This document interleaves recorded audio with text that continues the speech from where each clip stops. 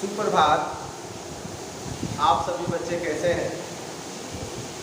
आशा करते हैं कि अच्छे होंगे। आज हम लोग टायर के घर में ये जो पाठ है पाठ 7, कल शब्दार्थ बताए थे आपको, और इस पाठ के लेखक जो है राम कुमार, इनकी जीवनी को हम समझा दिए थे, आपको बताए थे। ये राम कुमार के द्वारा ये रचित ये पाठ क्या है? राम कुमार ने ये विदेश मतलब अपने देश से छोड़कर कई देशों में ये भ्रमण किए, और भ्रमण करने के दौरान बहुत सारे ऐसे रिपोर्ट बनाए, और ये टायर जो थे इनके जब घर पे पहुँचे तो वहाँ भी ये रिपोर्ट किया। जैसे आप कभी क्या आप लोग कोई जैसे हज करने जाते हैं, जैसे जाती है लोग, या बोलबम जाती है, या कहीं स्थान मंदिर में या मस्जिद में जाती है, तो वहाँ की वातावरण, वहाँ की रीति रिवाज, वहाँ की जो देखती है उसे अपने दिमाग में आप लोग बैठा लेती है कि हम वहाँ गए थे तो ये देखे। सेम उसी प्रकार इस पाठ में भी दर्शाया गया है।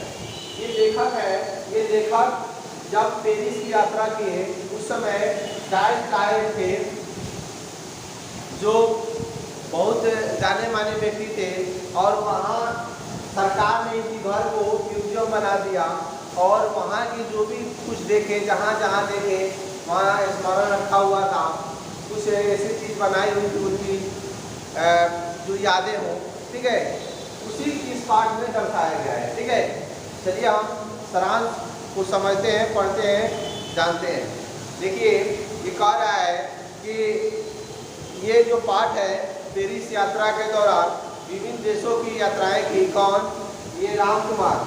और इन देशों की यात्रा करते हुए ये बहुत सारे वर्णन किए, और वह वर्णन जो है इस पाठ में दर्शाया गया है।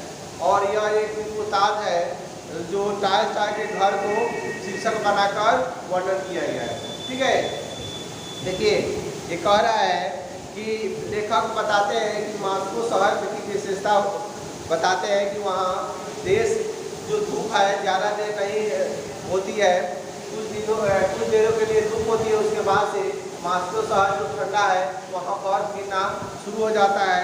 उसके बाद से ये कहते हैं कि बहुत सारे वहाँ टायर के घर के बारे में ये बता रहे हैं कि वहाँ गए तो हमने विभिन्न प्रकार की जो वस्तुएं देखी उनके बारे में इस पाठ में वर्णन किया गया है। ठीक है, आगे ये कहते हैं कि वहाँ की जो हरियाली खेती है उसके बारे में इस पाठ में वर्णन किए हैं, और आगे ये बताते हैं कि जो टायर आए थे बहुत बड़े एक प्रसिद्ध जो कहते हैं लेखक थे, और उन्होंने अपनी रचना में बहुत सारे देशों का वर्णन करते हुए वो लिखे हैं। और जब राम कुमार वहाँ जाते हैं, उनके जब म्यूजियम जो सरकार बना दिया है वहाँ पे, तो वहाँ पे ये देखते हैं कि उनको एक घर है, वो घर क्या बोलते हैं, उसके घर के आसपास बगीचे हैं, और बगीचे जो है चारों ओर फूल खिला है। वहाँ पे हर जगह जहाँ जहाँ उनकी पुस्तकालय है, कहाँ बैठते थे, कहाँ उठते थे, कहाँ वो पढ़ते थे, कहाँ सोते थे, सबका अलग अलग कमरा और स्मारक बनाकर, जैसे मिट्टी का बनाकर नहीं लिखा जाता है जी, वैसे ही लिख दिया गया है। और वो ये बताते हैं कि उनको सरकार म्यूजियम बना दिया। म्यूजियम उसको कहते हैं जो पुराने जो क्या बोलते हैं जो भी तत्व है, चाहे पत्थर हो चाहे कोई हड़प्पा को, जो जैसे पहले ज़माने में क्या होता था जी, लोग पत्थर का हथियार से और पत्थर के क्या बोलते हैं फिर आग जलाते थे, और घर में उनका चाहे वो जंगल होता था या पहाड़ में ही अपना बनाकर गुजारा करते थे। ठीक है, इस पाठ में ये दर्शाया गया है टायर के घर। ठीक है, और इस पाठ में टायर के घर के बारे में दिया जाता है क्योंकि लाइब्रेरी पुस्तकालय है, इसमें बहुत सारे पुस्तक थे, बहुत दूर दूर से लोग वहाँ आते थे पढ़ने के लिए। और वो जब सुबह में उठते थे तो वहाँ पे आगे उनके घर के आगे बहुत सारे लोगों की भीड़ इकट्ठी होती थी। ठीक है, और आगे ये बता रहे हैं उन्होंने युद्ध और शांति पुस्तक की रचना की थी, और ये कह रहे हैं उनकी पुस्तकालय में लगभग 23,000 किताबें थी। ठीक है, और ये बता रहे हैं कि उनके 20,000 लगभग पत्र थे। मतलब उनकी सारी उनकी जितने आसपास की जो देखने योग्य बातें इस पाठ में दर्शाया गया है, और वहाँ वहाँ की हरियाली, वहाँ की खुशनुमा जो माहौल है उसको दर्शाया गया है। और हर जगह बोर्ड जो बताया उसको लगाकर उनकी बातों को बताया गया है, दर्शाया गया है। ठीक है, इसको पाठ को आप लोग पढ़ लीजिएगा 2 बार, ज़्यादा कुछ नहीं है। इस पाठ के 4 टाइप के ब्यूटी के बारे में बताया गया है।